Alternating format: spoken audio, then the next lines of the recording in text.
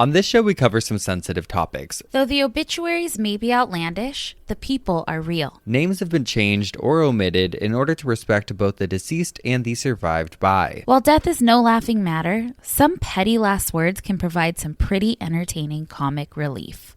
Welcome to Obituary.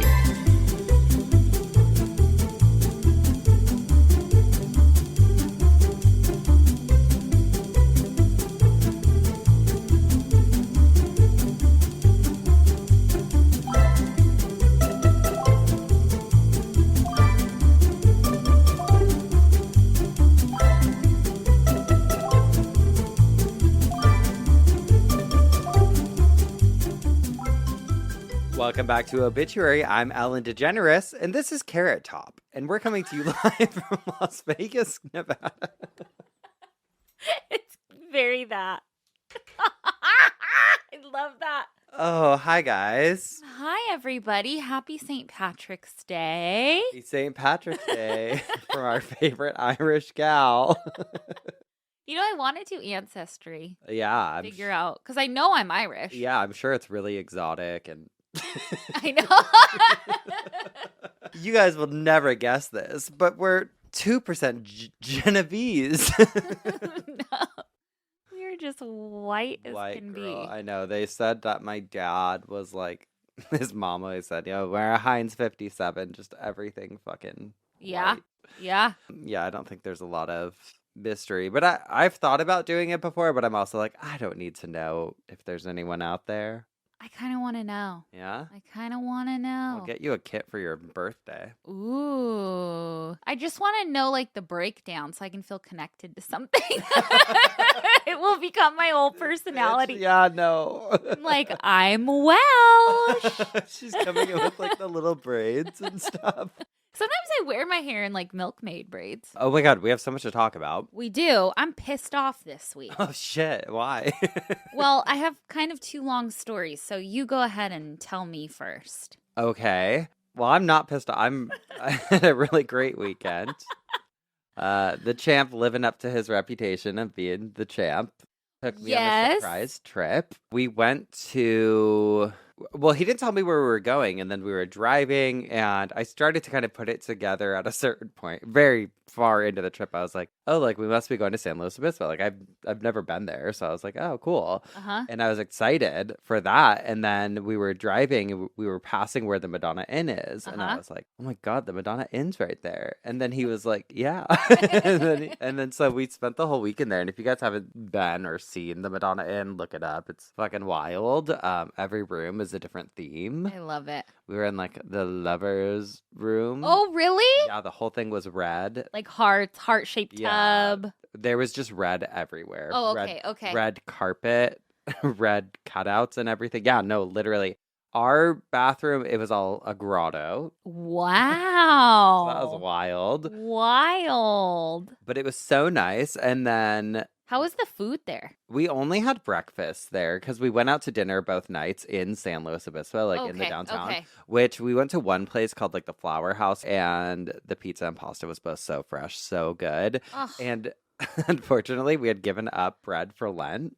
Okay. But we said it was like an excuse because it was my birthday weekend. Okay, So okay. we definitely went pretty ham on that. But we had breakfast the next day there, and that was great. And he took me on like a horseback riding. Oh my God, I saw your pictures. Yeah, so cute. It was just the two of us, and it was so nice. It was so fun. Little romantic getaway. I know. It was How just cute. so cute. So nice that he just put it all together. Put it all together. Did you take cool pictures? Like, I feel like that would be such a cool background. Yeah, it's like definitely, I feel like people probably go there a lot for content purposes because of like it's visually so cool. But or were you just in the moment enjoying? we were really in the moment, having fun. Popped a bottle of non-alcoholic champagne. Okay. We went in the hot tub every night, and it was nice because even though it was a weekend, it was surprisingly quiet. Like when we were in the hot tub, like no one was there, and that was so nice. Nice. But yeah, it was just such a good time, and just so nice.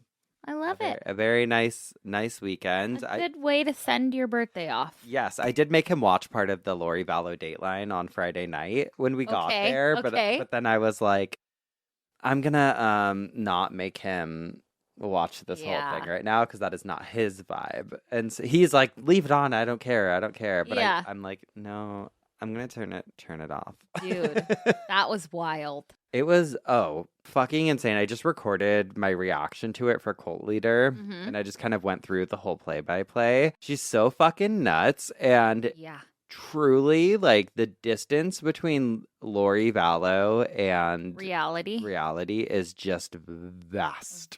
I know. I just can't get over her being like, Keith, I thought we were gonna be friends, and then her saying that she borrowed the wedding dress and wedding rings. I mean, did you watch the entire thing? Yes. I watched it on Sunday. So at the end of it, she's trying to, clearly her story that she's trying to spin and what she spun to her son Colby was that Tylee accidentally killed JJ and then killed herself. I know. She's blaming Tylee. She's back in court blaming her. Well, yeah, and she's defending herself, which is even That's wilder, the craziest part. I know. I want to be a fly on the wall in that courtroom. I know. She's batshit. I was, though, a little disappointed, though, because I know Dateline said, Keith Morrison said, like, we only had 90 minutes. And he said it several times, like, we only had 90 minutes. She was rambling throughout a lot of it. Like, he makes reference to that several times, which makes it pretty clear we didn't get a lot. Because I was like, after all of that, because they do so much storytelling and interjecting of past Dateline episodes about it in between, I feel like we only probably got about 11 or 12 minutes of the actual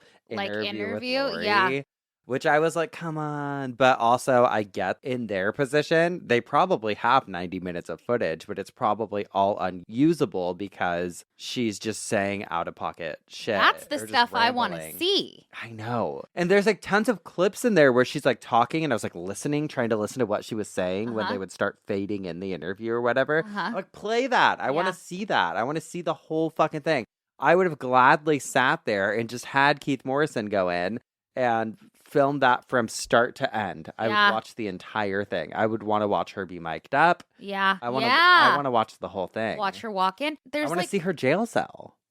Oh, yeah. Like, I'm just curious about all of it. I just want to see I know. I'm curious about that too. It was sad to see the footage of her was it Charles Vallow? Yeah. Like footage of him talking to the police, like saying, she's saying that she's going to kill me or whatever. And then her doing that health check-in, like the mental health thing. Mm-hmm.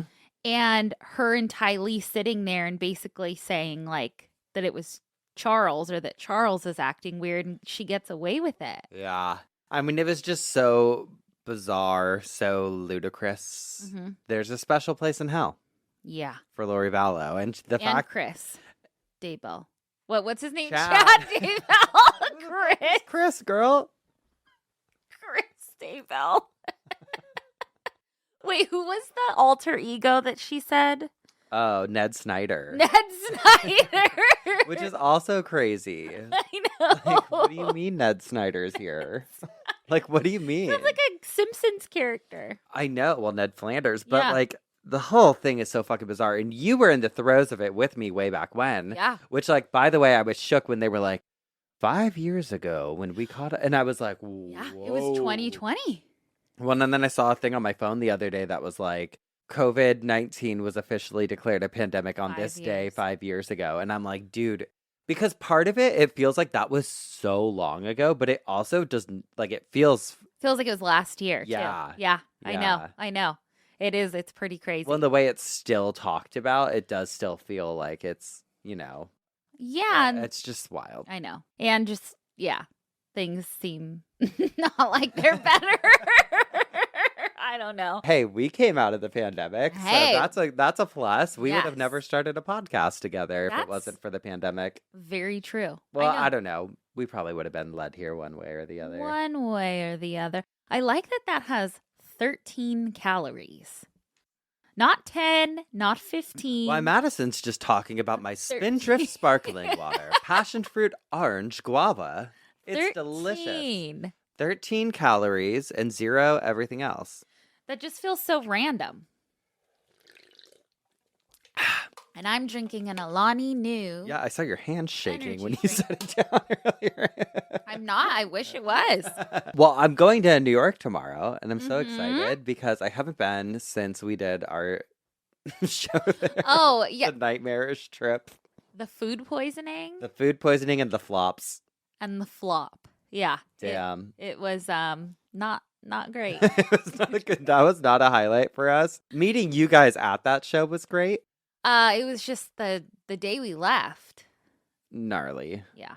Gnarly. But so I'm excited to go back and just go back for fun. It's one of my friends is having a baby shower. Uh-huh. And so Well, you can tell us where you're staying, right? oh yeah, we're staying at the Chelsea Hotel or the Hotel Chelsea, which is in Chelsea. Supposedly it's got a pretty haunted history. Some deceased rock Okay. stars and stuff like Oh, that. and you So say are you meeting friends? but yeah, there? one of my friends is going to be staying at the same hotel because she's coming in from Maryland. And so Dee Dee. yeah, Okay. Oh, that'll be she fun. found the hotel. And so I'm excited. I was like, are you going to ghost hunt at this hotel with me? And she's like, yes, absolutely. How fun! I know. I wish you were going. Oh well. We'll have to do something soon. Something soon, man. Or we're gonna be doing a little fun thing pretty soon next month with someone that I think you guys will love. Iconic. She's an icon, that's for sure. Yep. And you know who's not an icon? Who? Someone who was supposed to be on our show and then ghosted us. Which one? Which person? The most recent one. Yup. Yeah, well, we're just not cool enough. We're not cool enough. And you know what? That really pisses me off. Oh, and speaking of, I am pissed. Well, you called me yesterday. You said, I got in 2 fights this week, but I'm not going to tell you about it until we record. I couldn't tell you. Okay, The tell first me. one was scary. Okay, so I walked out of the gym. Uh-huh. And in the parking lot, I think just naturally, I just kind of scan for people. Like, not any particular reason. I'm not checking anyone out. I'm not judging it. Like, Oh, I am. I'm like, who's crazy? yeah, you just kind of do that scan, Yeah. right? And there was a guy across the way, and I just noticed, okay. And it was noon. I had gotten out of the gym. And I'm walking to my car. I noticed him look at me, not in like a check out kind of way, but I just noticed him looking at me. You know, and you can feel someone looking. Yeah. So I get in my car and something told me lock your car doors. And so I did. Third man syndrome told me to lock my doors. Uh-huh. And I had such a hard workout on Friday. I don't know what got into David, but he kicked my fucking ass. Like I wanted to throw up.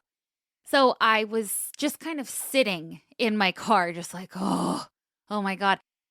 And then I see that guy across the way get into his car and drive. And I'm like, oh, okay. Like something just told me, lock your doors, and he's kind of weird, you know? Yeah. And I see him drive, and I think he drives out of the parking lot. So I'm just sitting there. All of a sudden, I try to back out, and the car next to me opens its door.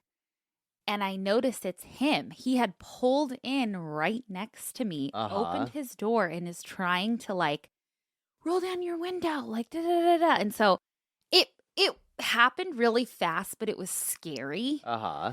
And I drove away, and I wanted to drive back and run my car into his car. Like he was so creepy. You don't do that. You don't see someone from across the parking lot, get into your car, pull into the spot There's like next a dog to under them. your car, and he's like trying to be like, stop. No.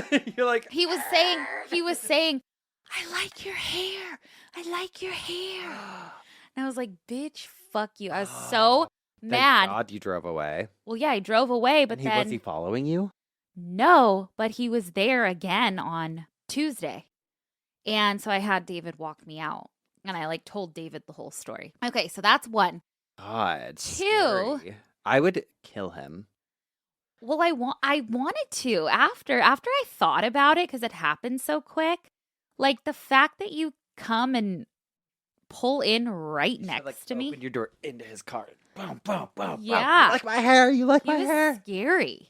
He was scary, creepy, gross guy. Second, I'm walking the dogs. It's a beautiful day. I like to walk on this like green belt thing. There's horses, pretty flowers, whatever. I think the hill that I will die on always, and it's my hill that I'll die on. Nobody has to agree with me, but I think that you need to leash your dog when you're outdoors. I think most people agree with that. Yeah. Dogs are my favorite creature on this planet, more than a human, more than any other thing.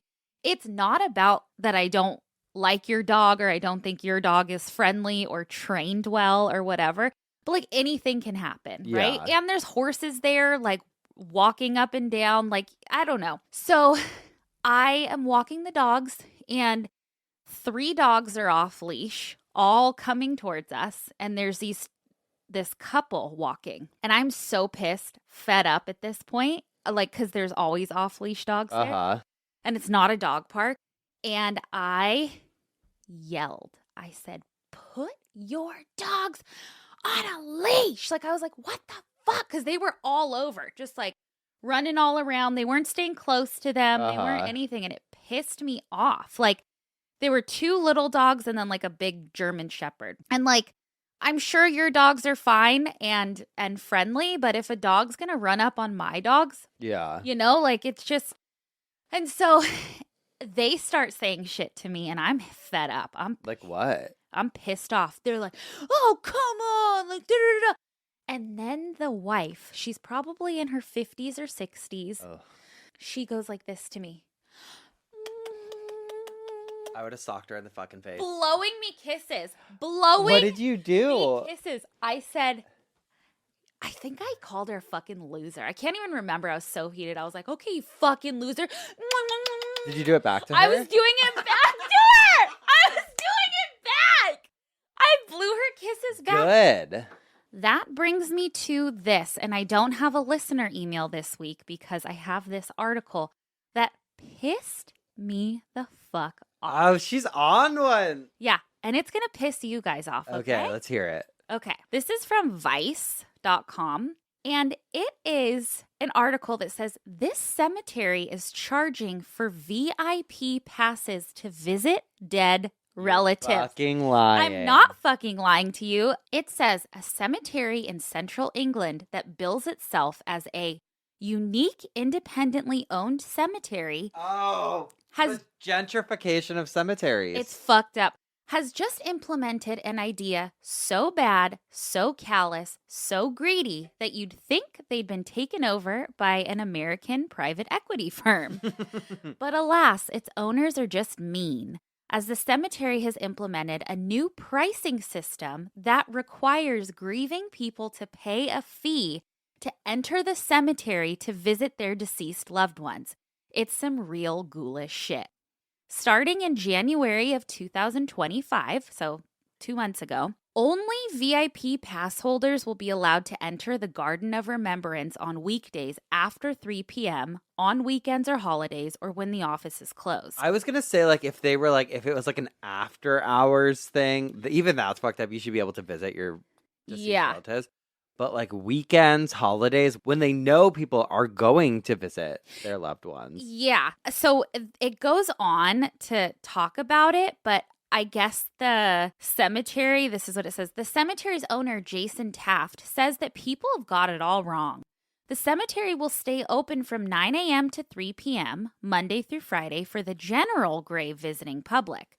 But if you want to visit from 3 p.m. to 9 p.m. when it closes, then you'll need a VIP pass. Okay, and then he says the new security measures aren't to keep out those who haven't paid for VIP access, but to protect those visiting their deceased loved ones from potential break-ins. Then hire more security. Then if crime is that bad there, then hire a private security company to come patrol it.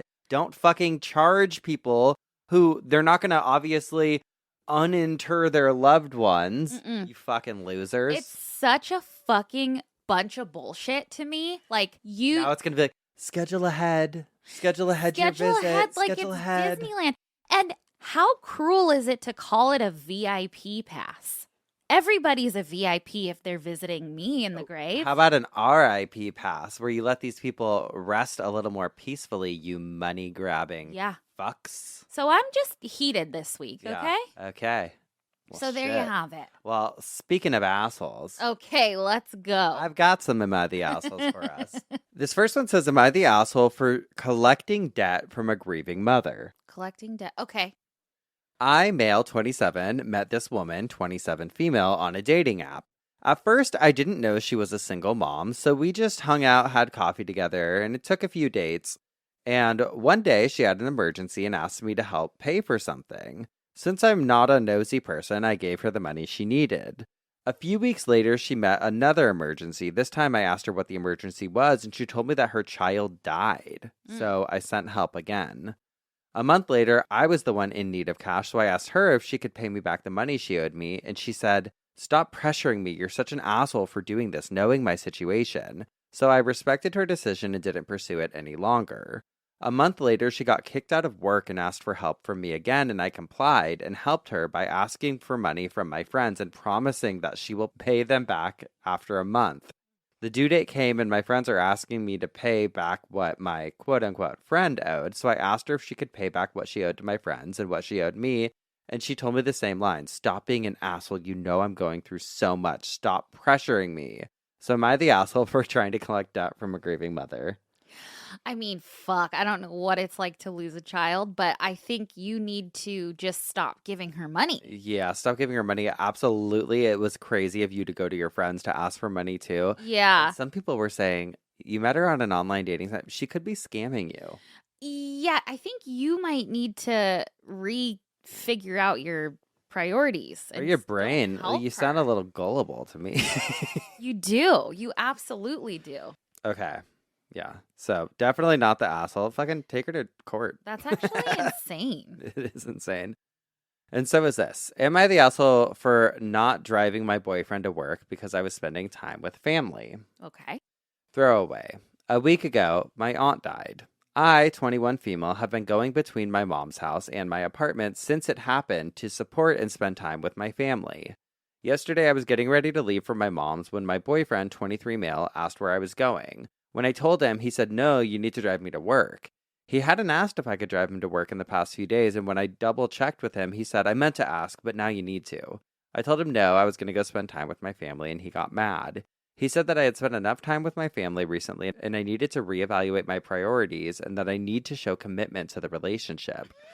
I offered him an Uber, which he refused, saying that he wanted me to drive him. Oh. I offered for him to use my car and I'd Uber to my mom's, but he again refused. I completely refused to drive him to work, and he called me a bunch of insulting names, so I left for my mom's. He called me and left a voicemail saying that if I came back from my mom's early and apologized, he'd put it behind us. He doesn't have a car, he usually bikes to work, and as far as I'm aware, his bike is in working order. I'm still at my mom's, but I'm genuinely wondering if I should have just been the bigger person and driven him. Am I the asshole? Red flag, red flag. Red flag, red flag. Get out of that relationship today. Oh, honey, what you need to do, darling, is you need to go online. You need to go onto an online dating website. You need to check the little box that says has car and get yourself a new boyfriend, a boyfriend with a car. Because one thing that everyone has different circumstances, and I understand that. But usually, I'll say 99% of the time, a man with no car is no good. It's no good. But, unless you're in like a major city or something. Yeah, but also the gaslighting, the manipulation, the You've control. spent enough time with your family lately. What? That is insane. Bye. Bye. You need to leave before he kills you. That part. So, leave before he kills you. God, I hate that. Isn't that fucking wild? I want to shake this person. Like, wake up. I know. Leave him. You are being manipulated. It's hard, though, I feel like, when you're in it to see how crazy things sound. Because, like, I'm sure we've all been in I'll speak for myself. I've definitely been in relationships where, like, if I could go back now, I'd fucking backhand myself across the face and be like, what the fuck are you doing with this guy? Yeah. You know what I mean? Totally. But once you pull out and get some perspective, it's a whole different that's ballgame. It's like almost hypnotic how love is blinding. Yeah, love is blind. Or what you think is love. Love is blind, baby. Love is blind. Love is blind. But we're not, and we see right through his bullshit, okay? Mm-hmm. So, no, not the asshole. I think you would have been well within your right to hit him with your car at that point. Yeah. Yeah, I think so. Why not? I gotta stop saying stuff like that because I keep getting like in trouble. On Instagram. I've been banned forever for a fucking story I posted that says you should hit men with your car. I love it. I know. There's a podcast that I listen to, and the girl is like, so I'm not allowed to. I think she's like not allowed to have DMs or something anymore because she called someone a cunt. Then they're done that. You know what? People ask for it sometimes, though. People want the smoke. Uh-huh. Sometimes people want a little side bitch. Ooh, how about a sexy one? Okay. No. Get it, Red. Get it, Red.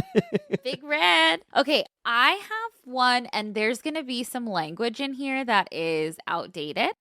But I'm reading the obituary, so just please bear with me. And if you DM us to tell us that, you're getting called a cunt. We're calling you a cunt. Okay. Woo. Also, trigger warning for the R word. This is the Associated Press release this obituary. San Francisco. Carol Lee, a San Francisco activist who is credited with coining the term sex work and who sought for decades to improve conditions for prostitutes and others in the adult entertainment business, has died. We love. I know. She was 71. Kate Marquez, the executor of her estate, said Lee died Wednesday of cancer, the San Francisco Chronicle reported on Thursday. A former prostitute, Lee devoted herself to campaigning on behalf of those in the sex work industry, a term she coined as the title for a panel discussion she attended at a feminist anti-pornography conference in 1978, according to an essay she wrote. The term has become generally used by public health officials, academic researchers, and others. Carol defined sex work as a labor issue, not a crime, not a sin, Marquez said.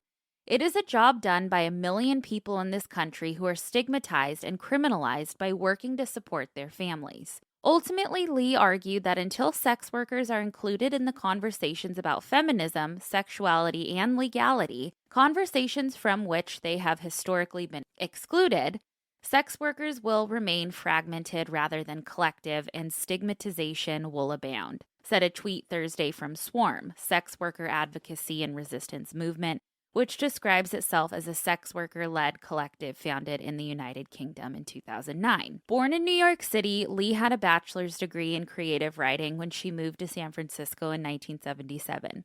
She began working as a prostitute to earn money, but her focus changed after she was raped by 2 men at a sex studio in 1979. She couldn't file a crime report because her workplace would have been closed. The fact that I couldn't go to the police to report the rape meant that I was not going to be able to protect other women from these rapists, she said. And I vowed to do something to change that.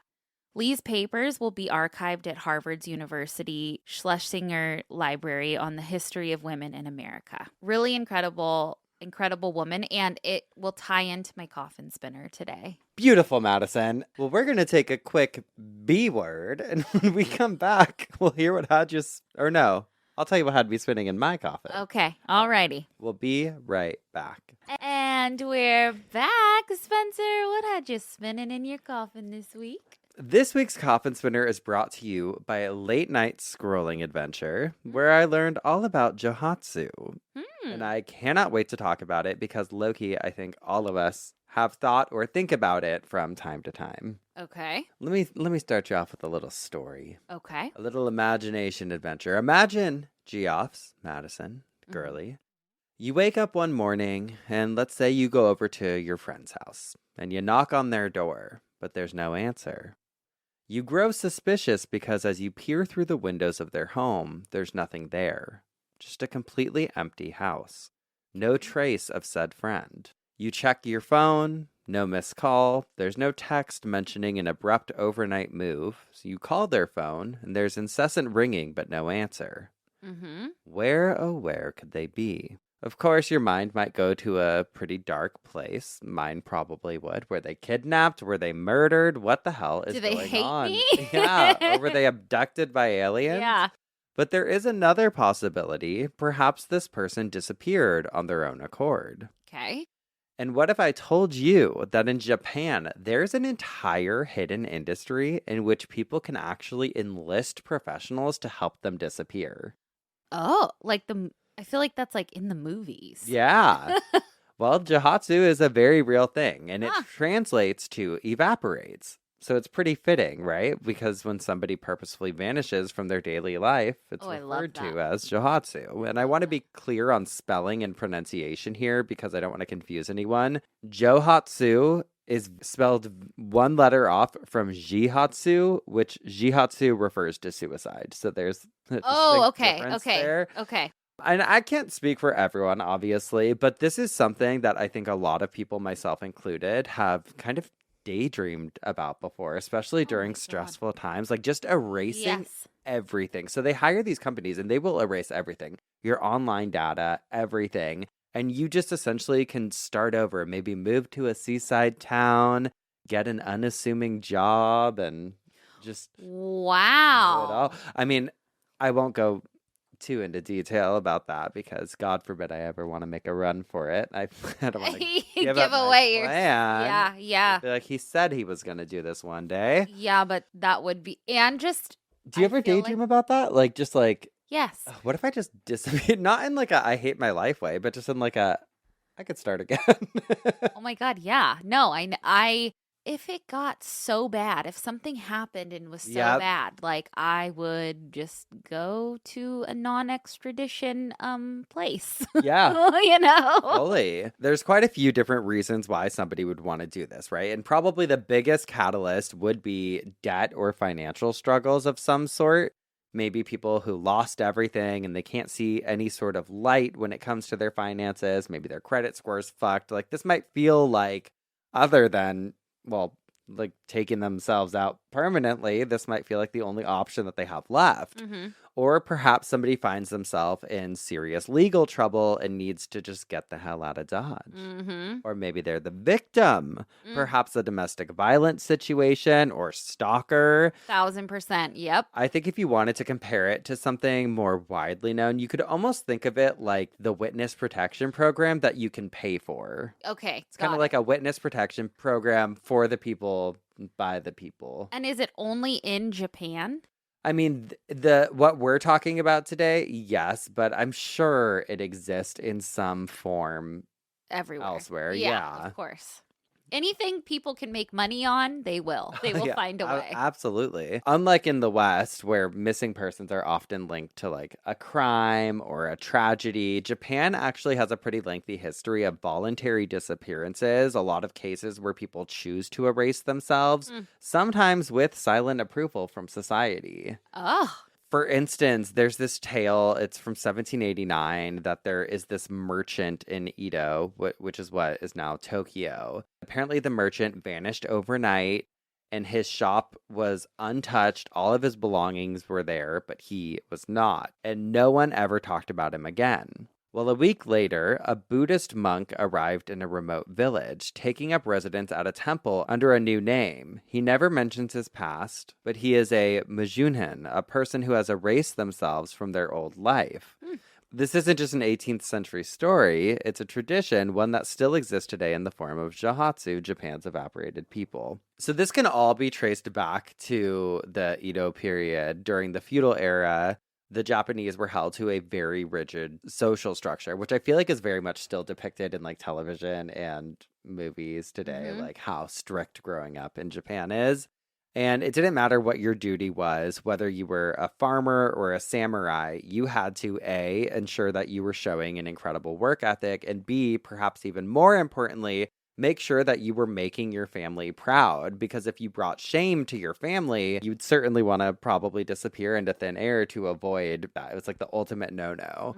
There's not always a daunting reason somebody might want to disappear. There's also religious reasons as well, because many have left their pasts behind in order to seek a higher vibrational setting, like for instance, Buddhist monks or Shinto who go off to kind of seek that solitude. Yeah, okay. So as time went on and we moved through different eras and time periods, more so into the late 1800s and the early 1900s, cities were expanding, and big cities like Tokyo and Osaka made it really easy for people to quote unquote disappear from their small towns and start fresh somewhere else, usually under a new name. And back to like the topic of shame, people didn't want to bring shame to their family, right? So sometimes their own families would help them disappear because they felt like that was a better alternative versus everyone in town knowing that their loved one was like fucking up. Yeah. Which is crazy to think about. I feel like if people could do that here and get away with it, they would. I mean, kind of like teenagers and stuff, sending I them off to know. like the wilderness and all that kind of stuff. Yeah. All those programs like, that are out there. You hear like teen pregnancies. Well, they like, used to send them away to like oh yeah, and the mom is the mom's actually pregnant, and this is my sister. yeah, You know. Mm-hmm. So by the 1960s, societal expectations in Japan were at an all-time high, and people were dealing with a lot of pressure both in the workspace and also at home. And so Johatsu, which was once thought of as more of like an ancient practice, was starting to really rise in popularity in the 1960s. And at this point, you could start to enlist the help of professionals. And this is called yonigya, which are businesses sometimes also known as fly-by-night shops that assist people with Johatsu. Okay. And so one of these companies will charge you between 50,000 and 300,000 yen for its services, which I think is between $450 and $2,600 in US dollars. But it all depends on a number of factors, including the amount of possessions you have, the distance you're going, if it's an overnight move, if children are included, if the client is evading debt collectors, that comes because, I mean, they're going to milk it for all it's worth. Yeah, right? of course. But it is kind of crazy that you can just go to one of these companies and be like, hey, I'm out of here. I'm out. Yeah. Yeah. And it's a lot easier to do in Japan. And we'll get to why in a little bit. But in 2017, Time Magazine actually sat down with the CEO of Yonigaya TS Corporation, which is like one of these companies that helps people disappear. And in the article, they wrote, quote, Miho Saida is the CEO of the real-life Yonigaya TS Corporation and meets Time at a cafe in the Tokyo skyscraper district of Shingawa. Pale sunlight falls through the windows across tables of businessmen eating club sandwiches and smoking. Shrugging off her coat, Saida talks about the rather bizarre call she fielded from a panicked potential client earlier that morning. It was from a woman whose young son hadn't been sleeping.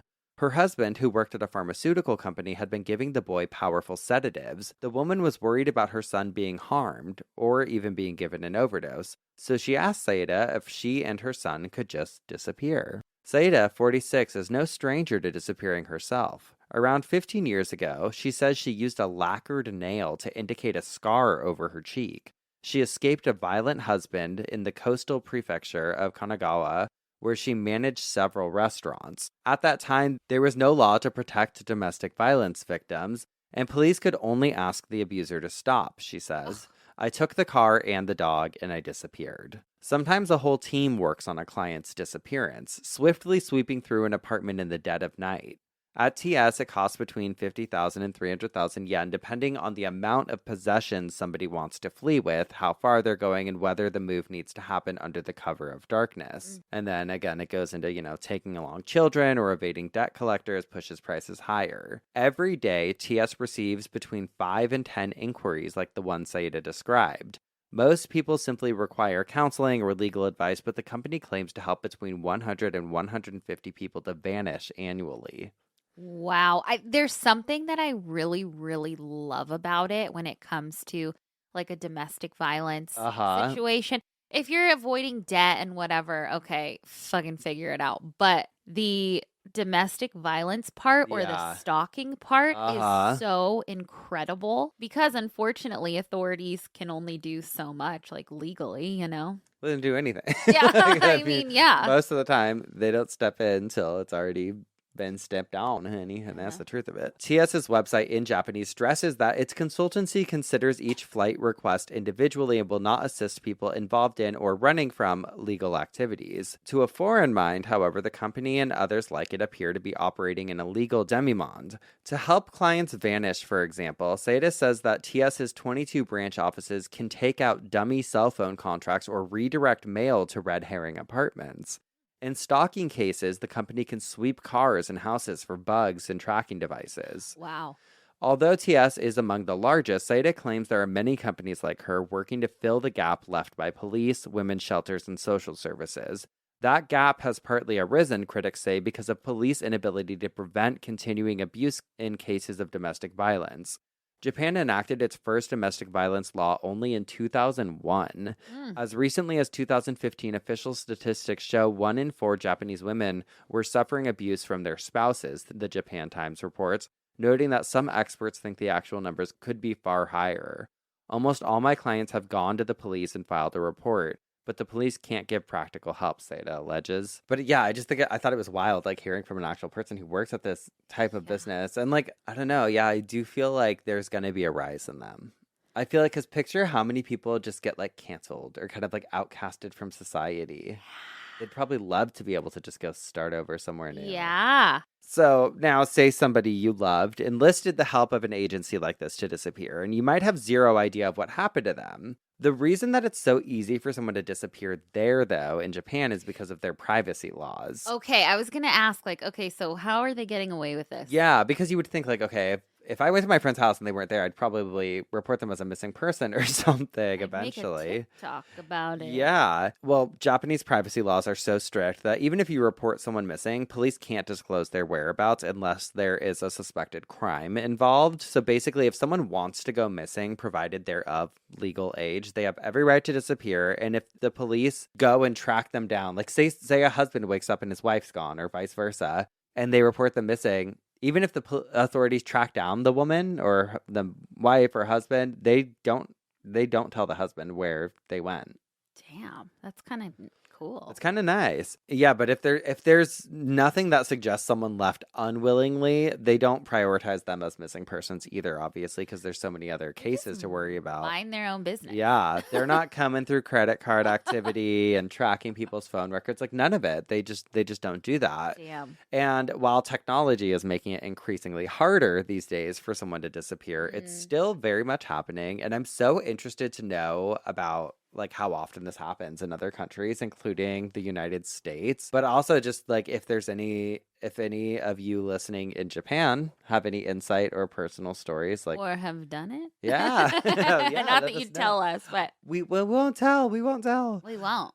Please write into us if anyone knows anything about anything like this. But I thought it was so cool because I guarantee there's got to be like angel groups and stuff in the U.S. that help people escape violent situations. Totally, absolutely. When authorities won't, you know, really cool. And I've seen enough Lifetime movies to know that.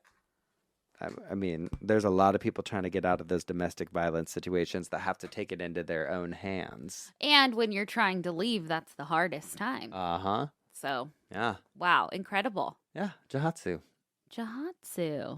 Very cool. Well, we should take a little break, and then I'll tell you what had me spinning in my coffin. Okay, just don't disappear on us, Madison. I won't. We'll be right back. And we're back. What had you spinning in your coffin this week? Geoffs, Spencer, I came across a cemetery for society's outcasts and a whole bunch of new terms that I am fascinated by. Oh, hell yeah. Let me just lean back here. Get comfortable. Get comfortable. A cemetery that was kind of lost for many, many years. Was it in Atlantis, any? It wasn't. Okay. It was not, but it was reclaimed in the 90s, and I was just so excited to learn all about this, and I know you guys will be too. So let's dive into the Crossbones Cemetery in London and the Winchester Geese. Ooh. Okay. The Crossbones Cemetery is tucked away in Southwark, London, on the south bank of the Thames River. And we've talked about the Thames before, and I want to call it Thames, because that's how it's spelt, but I looked it up and it's Thames. Thames. Or Thames River. So just bear with me, Geoffs. Do it in a British accent. Thames. Hello, I'm going to go take a boat. Oh, posh. See, I feel like we'd be like Essex girls. Oh, okay, no. Right, babes. Right, babes, we're going on the Thames. We're going on the Thames, babes. But we do know that river stunk, honey, in the Victorian era. Stinky. Stinky tinky. For centuries, this area of Southwark that is now the Crossbones Cemetery was just an unconsecrated burial site for people who were denied a burial in churchyards, specifically sex workers. Okay. These sex workers were known as the Winchester Geese. And I love them. Love them. And you know what? I want to swan dive into them in just a second. Before I get into their burials, but we got to go back to the later medieval times first and then slightly after. And the medieval times are between the 5th century and the 15th century. And I don't know why, but when I hear medieval, I think way further back than that. And like a big meat stick. Yeah, I think of like medieval times. But like the medieval times are also referred to as the Middle Ages, which doesn't seem as far back to me. Medieval just sounds way old. Medieval, I'm picturing knights in shining armor. I'm picturing castles. I know, but some of that wasn't. Yeah. The Middle Ages. So medieval Southwark we'll talk about first. So Southwark was kind of like the wrong side of the tracks, or actually the wrong side of the river during the Middle Ages. The area was also known as the Liberty of the Clink. It was sort of like this sin city. Here you could gamble, go to theater, which was banned by the church for a moment in time, and you could find a ton of brothels and bathhouses. So that's like where we'd be hanging out. Yeah, it's like a red. Yeah, exactly. Where all the fun happens. Yeah. I didn't know this, but brothels were once referred to as stew houses during King Henry VIII's reign. Oh, that big bitch. Well, stew, they think they got it because stew comes from the French word that means stove, which you would heat water with. So like brothels, bathhouses, that sort of thing. They call them stew houses. This area was like a red light district where you could get away with all things that society deemed as bad. And there were some awful things there. There was something called bear baiting, which was basically animal fighting, which was awful. But then there was a lot of sex work, which society deemed as bad, but we don't deem it as bad. Also, a notable mention was a street in London where brothels were legal. Guess what the street was named? What? Cock Lane. Oh, I've been there. Well, I got to send you stuff on it because there's a whole Cock Lane ghost story that is insane, has to do with murder, seances, a trial, scandalous shit. Is it like the Whitechapel? No? No. That maybe we'll revisit here one day, or maybe it'll fit better on Cult Leader. I'm not sure. Okay, but what astonished me and made me laugh about this whole area was that it was under the jurisdiction of the Bishop of Winchester.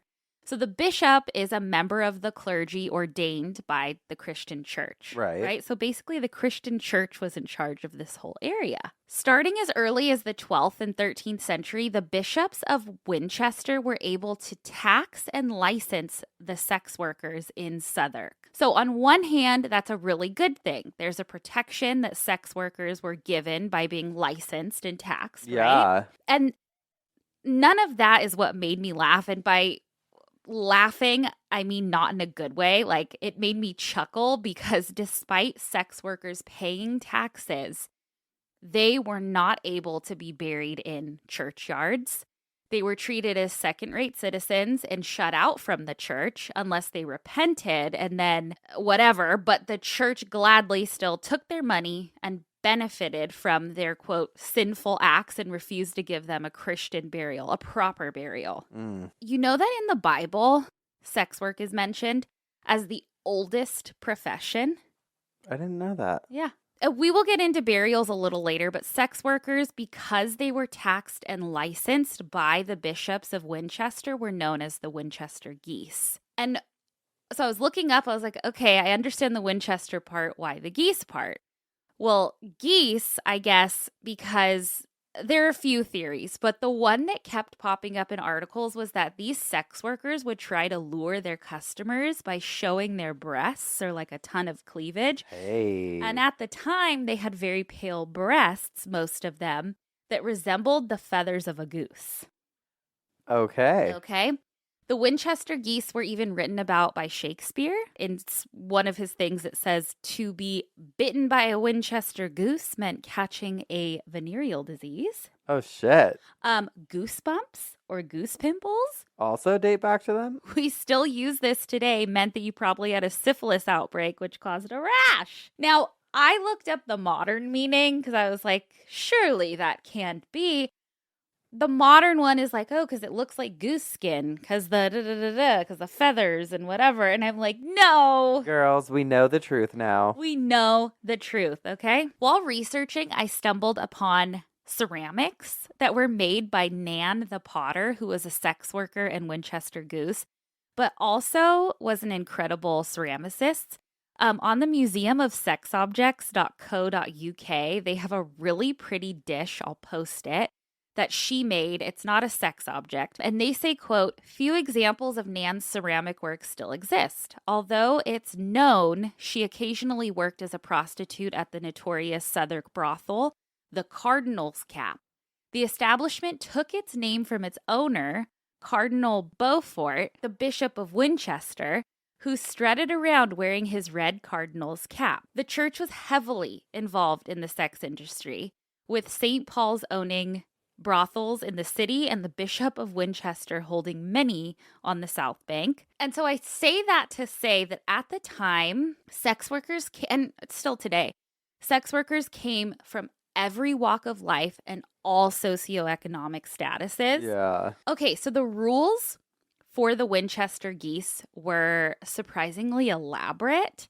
In 1161, King Henry II was said to have formalized 39 ordinances to regulate Southwark's brothels at the bishop's request. They ensured that sex workers could come and go freely rather than be kept prisoner, required every new goose to be registered, forbid them from operating on holy days, and barred certain women from the profession. So there was like no married women, and then no nuns, obviously. Yeah. Cursing was also banned. And an example of a law said, and I'm going to be saying some outdated terms, quote, no whore shall entice any man into the brothel by pulling on his coat or any part of his clothing. Doing so would cause you like a fine of 20 shillings. Another rule strictly prohibited a sex worker from taking on a private lover for free. That's wild. Yeah, they needed to keep their business official. Oh, okay. Offenses were met with very strict, harsh penalties. Either a hefty fine or you had to go to the clink prison. But also they had this, it was basically a medieval dunk tank where they would dunk you into disgusting water as a punishment. Bring that back for certain things. Okay, you know what it was called? What? A cucking stool. I know, crazy. So basically, they lived under the bishop's rule and under his protection, but they were also extremely exploited by the bishop, and it like they were tolerated by them because they made money off of them, but then when it came time to bury them and rest in peace, they weren't given proper burials. That's wild. So, if these women weren't allowed to be buried in a churchyard, where did they go when they passed away? The Skull and Bones Cemetery. The Crossbones Cemetery. Well, this brings me to the origins of the Crossbones Cemetery. A separate burial ground away from the church had to be used for their internment. The earliest reference of this that I could find that has been talked about in my sources that I linked was published in 1598, this writer named John Stowe wrote in a survey of London about a plot of land in Southwark set aside for single women. Stowe recorded, quote, "These single women were forbidden the rites of the church so long as they continued that sinful life and were excluded from Christian burial. And therefore, there was a plot of ground called the Single Woman's Churchyard." So basically, by the 16th century, there was a special cemetery for the sinful women of that time. And although there's no record of when it was actually established, it was probably likely a burial ground for longer than end of 1500s, but that's just the first time we heard it mentioned, like recorded. It was very far away from any holy ground, far away from a church or a parish, basically like on the outskirts. Like any cemetery is a holy ground if you think about it. Holy, oh yeah. By the 17th and 18th centuries, brothels were pretty much all shut down. And so this meant that the graveyard evolved. While there were fewer geese being buried, the graveyard took in other outcasts and paupers. A pauper is a very poor person. We know. Okay, yeah, we do. By 1769, it was known as a pauper's cemetery. At some point, the Single Woman's Churchyard was now called the Crossbones Cemetery. It was first referenced as the Crossbones Cemetery in 1833. Okay, but over the years, thousands upon thousands of outcasts were buried on that little patch of land. It was like a dumping ground for just people exiled by society. During the Victorian era, Southwark was known as like the slums of the slums, between the stench of the river, the Victorians' belief in the miasma theory, which we've talked about in a different episode, and just all the death and disease that infiltrated the Victorian life. Even the outcast cemetery had to be shut down, I guess. According to SmithsonianMag.com, they said that, quote, "An 1832 letter from parish authorities had noted the ground was so very full of coffins that it is necessary to bury within 2 feet of the surface, and that the effluvium, which I think is scent, is so very offensive that we fear the consequences may be very injurious to the surrounding neighborhood." And by 1853, no more burials happened at the Crossbones Cemetery. Our story doesn't end there, though. In 1883, the cemetery was almost sold to a private buyer to most likely develop on top of, but there was this act called the Disused Burial Grounds Act of 1884, which was a law that protected old graveyards from being built upon. Ooh. It saved it. However, then the graveyard was used as a fairground. They had fairs on top of it. Kind of fun. I mean, but you're not supposed to, well, I guess they probably didn't have headstones or anything because it was just exiled. If I was in a cemetery, I'd be okay with the occasional fair, though. Yeah. I'd be like, I love a fair. Yeah. I guess it just like stunk too bad, and even the people at the fair were like, no, we're not doing it. We can't do this. Also, and don't think that body snatchers for medical schools and shit like that didn't happen, because it obviously did. Nobody watched over the cemetery, and it was just left there, overgrown and in ruins. So let's fast forward over 100 years to the 1990s, okay? London starts building the Jubilee Line extension, which was a major new stretch for the underground subway. The land across from the Crossbones Cemetery was purchased as a work site for the underground subway, but archaeologists from the Museum of London Archaeology were given this like short little window to go and excavate the area of the cemetery before they started construction like underneath. Jeez. So in 1992, after only about 6 weeks of digging, the archaeologists found 148 skeletons in just a little tiny portion of the cemetery. Oh, shit. It's estimated that there are 15,000 bodies buried there. Jeez. Among the skeletons that were exhumed were a ton of women, a ton of babies, And the women, they only excavated like 148 of them and then left the other ones to rest. But the ones that they did excavate that were women, some of them had like lesions on their skull that corresponded with syphilis. So they probably died of syphilis. Got it. What was also interesting is I tried to find like the square footage of the cemetery and I couldn't figure it out. But everything says that it's small. And for 15,000 people to be buried there, it is insane. And the interesting part is that they think the Winchester geese are buried deep, okay? And then people are just buried on top, up to 2 feet. That is wild. I know. And how they haven't been like exposed yet, like the body parts from rains and stuff. That's true. I know. Once the almost 150 bodies that were unearthed were documented and word got out, many people started to advocate for plans to change regarding the new underground subway like stretch and demand to preserve that cemetery.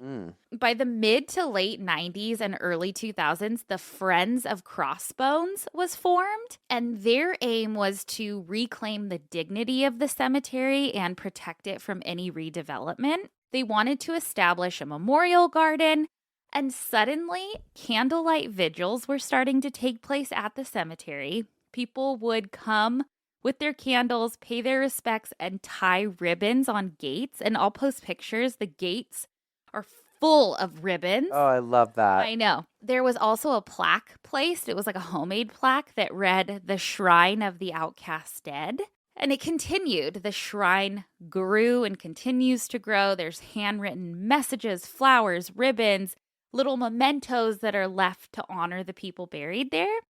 And then around 2004, a new tradition started where every 23rd of the month at 7 p.m., there's a candlelight vigil held in honor of the dead there. And so many people show up. In 2006, the local government donated a sign and installed it. And it was like this official bronze statue. And it read, quote, "In medieval times, this was an unconsecrated graveyard for prostitutes or Winchester geese. By the 18th century, it had become a pauper's burial ground, which closed in 1853. Here, local people have created a memorial shrine, the outcast dead rest in peace." Not only this, but the Friends of Crossbones cleaned up the cemetery, cleared weeds, planted flowers, and created a really beautiful space. There's beautiful statues, too. There's a trans angel statue that's beautiful. There's wings. There's it's such a beautiful place now. Oh, cool. I won't bore you with more dates, but basically, Friends of Crossbones saved the cemetery and have brought it to life in a way that it never was before. And it's absolutely wonderful. And it's open to the public still. And it's just a beautiful place to be. I'd love to visit. I would too. That's so cool. It's so interesting. And I love the Winchester geese thing. I wonder if people would use that as like an insult for a while. They're like, oh, she's a Winchester geese. Totally. Or look at all the Winchester geese out here tonight. I know. I want to use it. Did you see the movie Anora? No, but I want to see it. Did you watch it? Yeah, we watched it this past weekend. Did it deserve Best Picture, you think? I thought it was really good. Okay. I don't know about Best Picture. I didn't see any of the other ones, so I can't say if it deserved it, but it was a good movie. Okay. I really liked it. She marries a Russian guy, and he's like... She's like a stripper who marries a Russian, bajillion. He's like mafia, someone, they're looking for him. You'll see why they're looking for him.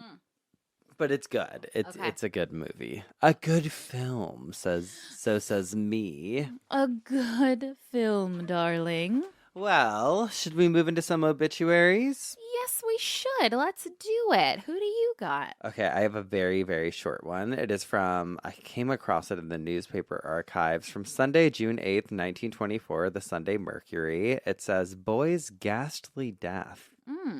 William Phipps, age 16, employed in the laundry of the Southwark Railway, works at Ashford, fell into a tank of boiling caustic soda. He was severely scalded and died in the hospital." What's caustic soda?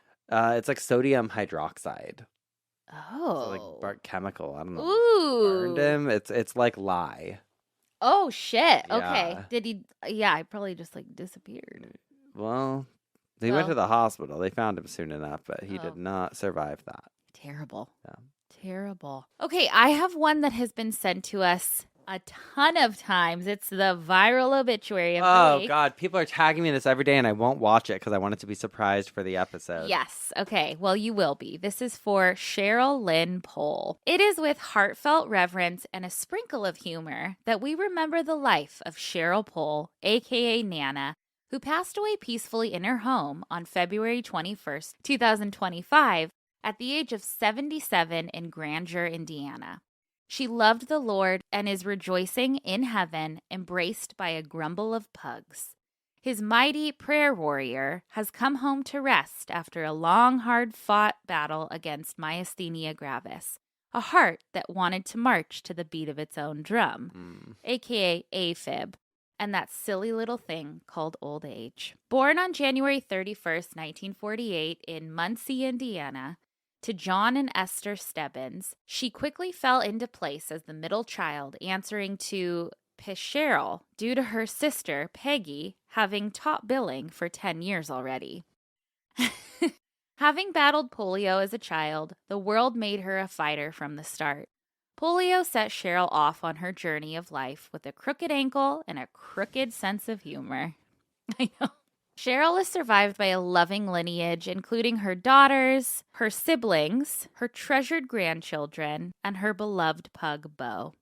She added many branches to her family tree, including her dearest friends. Cheryl embraced her creative side with embroidery, sewing, and crafts. These activities she joyously shared with her grandchildren, daughters, friends, and even enemies if they asked nicely. No visit was complete at Nana's house without a stab from a rogue needle or pin. Even though some crafts turned out quite questionable, sorry Lucille and the shell people, more often than not, they were lovely and were displayed proudly on every wall and shelf in her home. When not crafting, Cheryl could be found baking with her loved ones and rolling through spilled flour. You only have to mention concoction night to her grandkids to pull up sweet, if not always sweet-tasting, memories. Cheryl loved playing any type of game, especially Heyday, where you could always count on her to sell you loads of duct tape, cream, and butter. Her ultimate joy came from playing dominoes, Quirkle, Skip-Bo. Skip-Bo's like my favorite game. Uno, and aggravation with family and friends regardless of the score. Except with Ella, she really wanted to knock that girl down a few pegs. Unfortunately for Nana, Ella not only lucked out in the grandmother department, but also with games.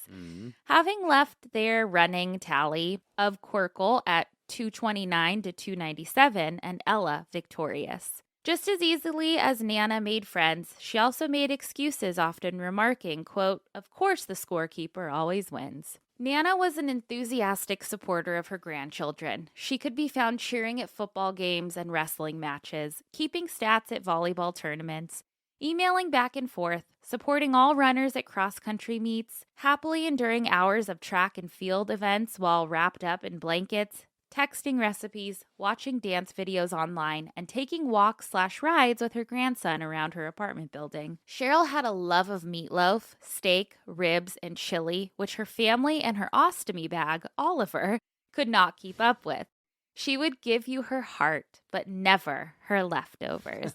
And then it talks about the celebration of life and those details, and then at the end it says, arrangements have been entrusted to Brown Funeral Home and cremation services to help Nana achieve her lifelong dream of having a smoking hot body.